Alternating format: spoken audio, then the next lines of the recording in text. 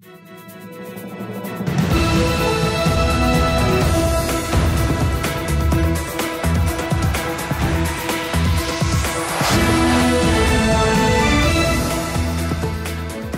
good evening. This is TV7 Israel News, broadcast to you from Jerusalem. And in today's top stories, Hezbollah launched over 50 rockets toward Israel's northern communities, drawing retaliatory strikes against military targets belonging to the Iranian proxy throughout southern Lebanon. Israeli Defense Minister Yoav Gallant emphasizes that the ongoing low-intensity war vis-à-vis Hezbollah in Lebanon will persist, irrespective of whether a ceasefire in the Gaza Strip is reached. Thousands of Israelis held a vigil in Tel Aviv over the weekend, calling on the Jerusalem government to secure the release of hostages in Hamas captivity without further delay.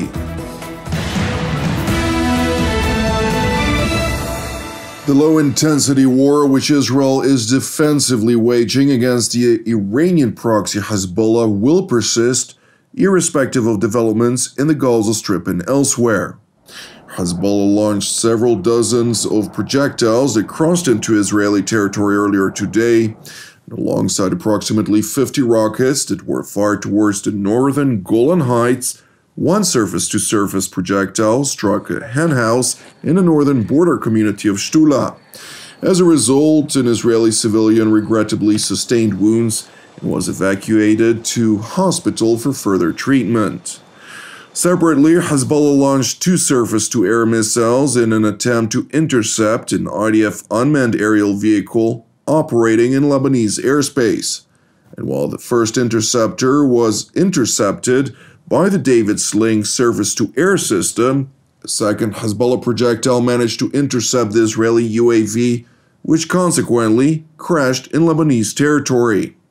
Meanwhile, the Israeli Air Force conducted retaliatory strikes throughout southern Lebanon, further degrading Hezbollah's military infrastructure, while also reportedly eliminating at least 2 Hezbollah terror operatives.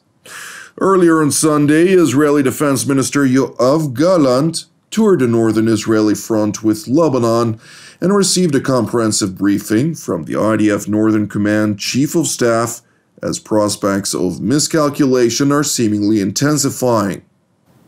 הגעתי לפיקוד צפון היום לאחר סוף שבוע עצים שבו צה"ל תקף והיכה בחיזבאללה.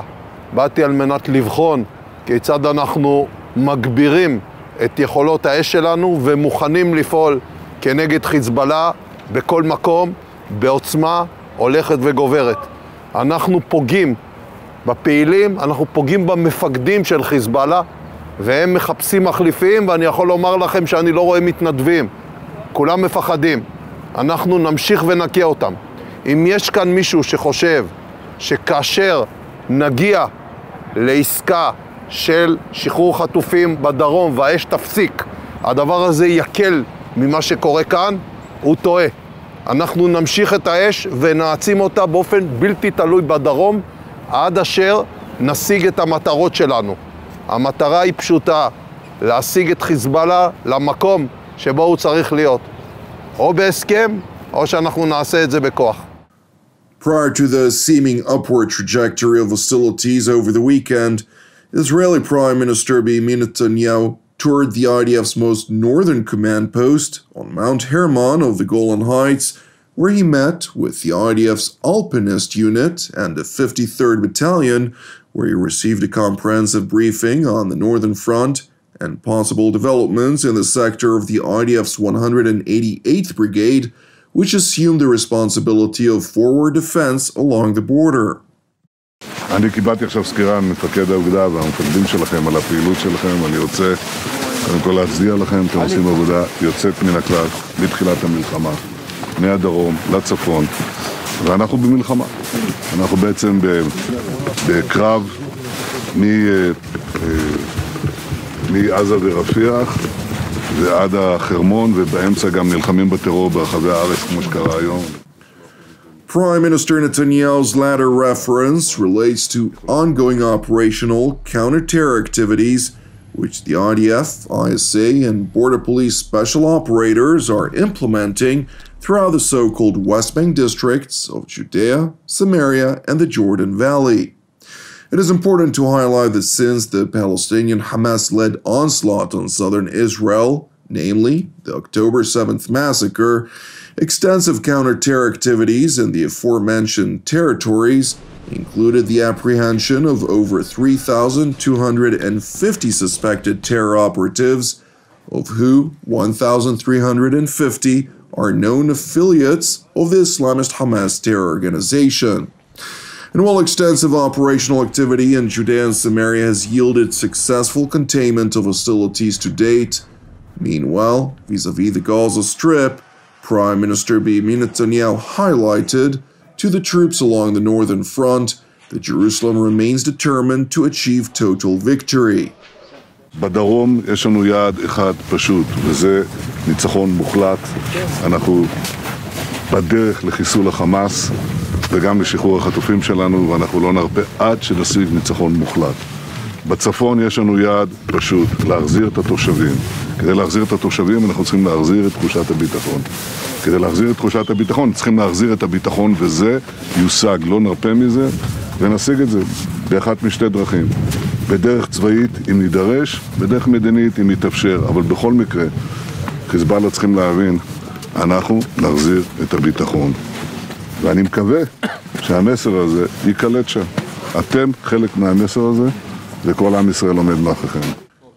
Expanding on the situation vis-à-vis the Gaza Strip, IDF Chief of General Staff, Lieutenant General Herzi Halevi, who toured the IDF's Northern Command over the weekend as well, spoke at length over the latest efforts by the maneuvering forces to deepen the operational achievements throughout the Hamas-plagued territory.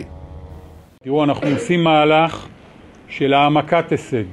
יש אזורים שכבר היינו בהם, ואנחנו חוזרים עם מודיעין טוב יותר, ועושים הישג שהוא הרבה יותר גבוה והרבה יותר עמוק, תרתי משמע גם לתוך האדמה, גם בפגיעה באויב. יש מקומות שעברנו אותם בקצב לחימה מאוד גבוה, ואנחנו חוזרים אליהם שוב לעשות תיאור מרחב ברמה מאוד מאוד גבוהה. הדברים האלה מביאים עוד דרג פעילים, עוד דרג מפקדים, עוד השמדת תשתיות. The top IDF officer went on to highlight that while negotiations focused on rescuing the hostages who've been in Hamas captivity since October the 7th are ongoing, the IDF serves as a tool to pressure the Islamist terror group in the battlefield. אנחנו בימים גם של משא ומתן על שחרור החטופים. לא יודע להגיד לאן זה יתפתח. יש מי שעוסק בזה, אנחנו עוסקים בלחימה. אני רוצה שתדעו דבר אחד, יש קשר בין הדברים. ההישגים שלכם, עוד גדוד שאתם מפרקים, עוד תשתיתת קרקע, עוד שכונה שמבצעים שם את השמדת התשתיות, והאוכלוסייה שמתפנה למרחבים בטוחים, כל הדברים האלה ביחד לוחצים אותנו, אני מקווה מאוד, גם להישג בעניין שחרור החטופים. זו מטרת מלחמה, יש לנו כוונה לעשות הרבה מאוד כדי לממש אותה, ומאמץ הלחימה הוא הפעולה הכי אפקטיבית שעוזרת למי שנושא ונותן בכל מיני מקומות על שחרור החטופים. זה המנוף שאנחנו מורידים על חמאס, ואתם מורידים אותו מצוין, צריך להמשיך ולהוריד אותו חזק. אני מקווה שנדע לתרגם אותו גם לשחרור החטופים. After negotiations in Paris on the hostage release deal concluded over the weekend, an Israeli delegation departed for Qatar today to continue talks for a hostage release deal. Israel has reportedly rejected Hamas's demands that residents of northern Gaza be permitted to return to their homes and the IDF withdraw from the region. In addition, Israel is demanding a list of which hostages are alive and which are dead as a condition for continued talks. At least 101 hostages are believed to be alive, and at least 33 bodies of hostages who have been murdered by Hamas and its terror affiliates are believed to be held in Gaza. Meanwhile, at the backdrop of the ongoing negotiations, thousands of people held a vigil for the hostages in Tel Aviv on Saturday night, during the course of which they called on Jerusalem to do everything in their power to return all of the Israeli captives back to Israel without further delay. Meanwhile, relatives and friends of the hostages voiced hope to see their loved ones returned home as soon as possible. Cautious optimism, where we have in Paris the leading negotiators of the Israeli team. The U.S. put in front of all the parties a fair deal, and now we are waiting for the cabinet of Israel to see the aspect of that deal and hopefully wish to move forward with that in order for us to end the living hell of over 141 days that we've been living, waiting to see any sign of life from our son. I'm here for my friend Eitan and his brother Yair, who've been kidnapped for over 141 days in Gaza.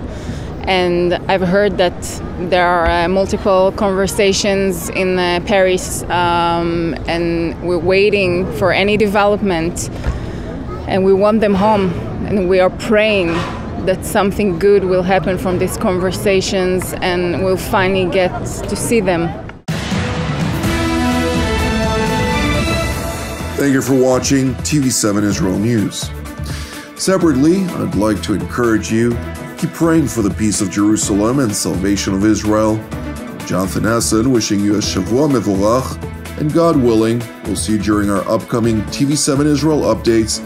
Until then, Shalom from Jerusalem.